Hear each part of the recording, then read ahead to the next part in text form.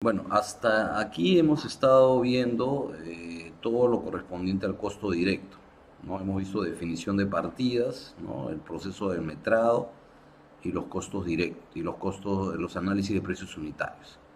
Todo eso es el costo directo, ¿no? Lo cual lo podemos llamar como la suma de los costos de los materiales, mano de obra, equipos, herramientas y todos los elementos requeridos para la ejecución de una obra. Lo que está, lo que falta para poder culminar el presupuesto son los costos indirectos, los cuales podemos definirlos como los costos que no pueden aplicarse a una partida en especial, sino a toda la obra en su conjunto.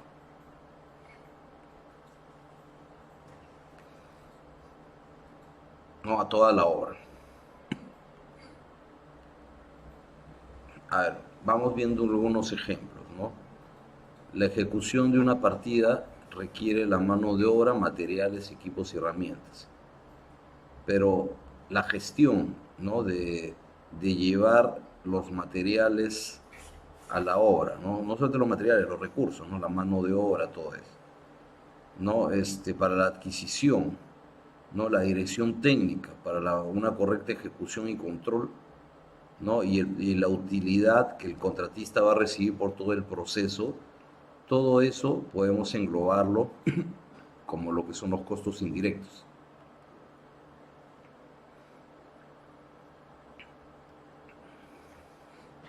Los costos indirectos eh, los podemos clasificar en gastos generales, los cuales a su vez se pueden subdividir en gastos generales fijos y gastos generales variables, la utilidad, ¿no? Y el IGB.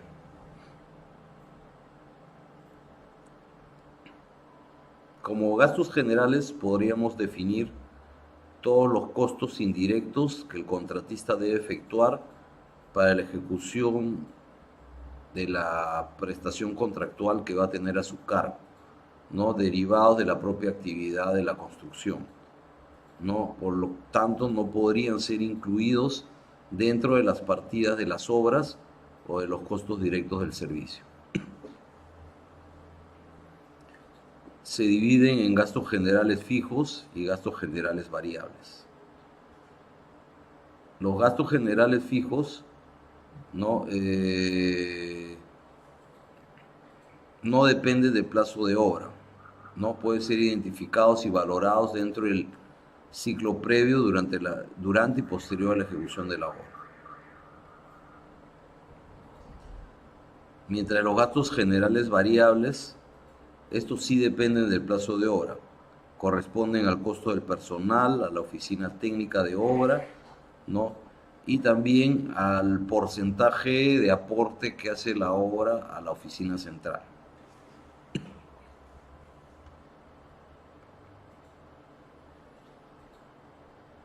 ¿No? Como dijimos, los costos indirectos no son aquellos que no se pueden aplicar a una partida determinada, sino a toda la obra. Corresponden a los gastos generales y a la utilidad.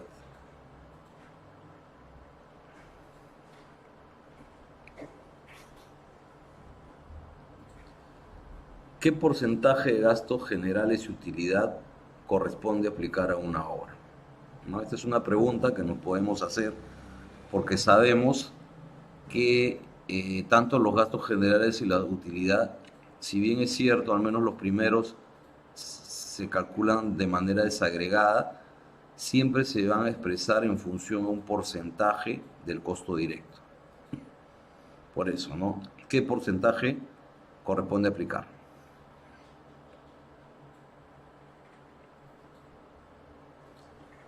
¿No? Bueno, como dijimos, no debemos hacer un porcentaje, ¿no? O sea, decir un número. Lo que debemos hacer es calcular de manera desagregada, ¿no? Los gastos generales. Algunas consideraciones que pudiéramos precisar. Podemos decir que una hora de menor costo directo tendrá un porcentaje de gastos generales de utilidad mayor, ¿no? que una obra que tenga un costo directo mayor. Muchas veces también se da por el tipo de cliente que tengamos, ¿no? Las exigencias que nos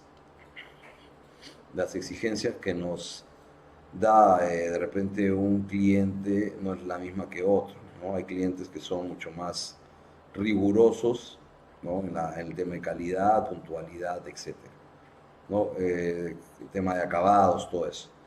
En estos casos también, si nosotros nos exigen más en calidad, más en seguridad, tenemos que tener de repente una planilla más grande.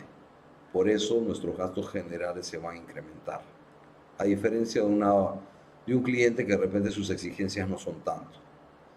A veces también depende del tipo donde vamos a ejecutar la obra, el lugar, ¿no? De repente la obra requiere implementar todo un campamento para el personal, ¿no? Al cual no solamente se le tiene que hospedar, sino se le tiene que pagar viáticos, se le tiene que pagar otros conceptos, pasajes, etc. En estos casos también los gastos generales se van a incrementar. Por eso no podemos de repente a ojos cerrados decir que vamos a necesitar un porcentaje, ¿no? Si tenemos que hacer un análisis, tenemos que hacer una evaluación, ¿no? Según la naturaleza de la obra, del cliente, etcétera, ¿no? Todos los puntos que hemos estado mencionando.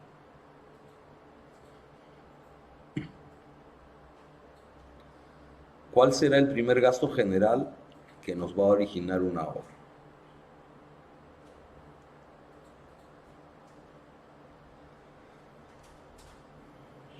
El primer gasto general que va a originar una obra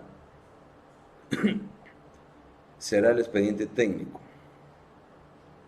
¿no? Un cliente lo primero que hace es mandar a hacer su expediente técnico, ¿no?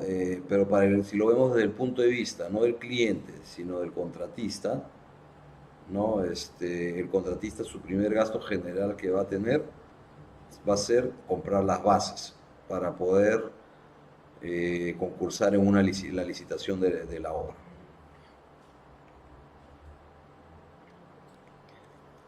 Tenemos lo que son los gastos de licitación como gastos generales fijos, ¿no? En el cual incluye la compra de bases, la elaboración de la propuesta, las firmas del contrato, tenemos gastos legales, notariales, tenemos gastos financieros,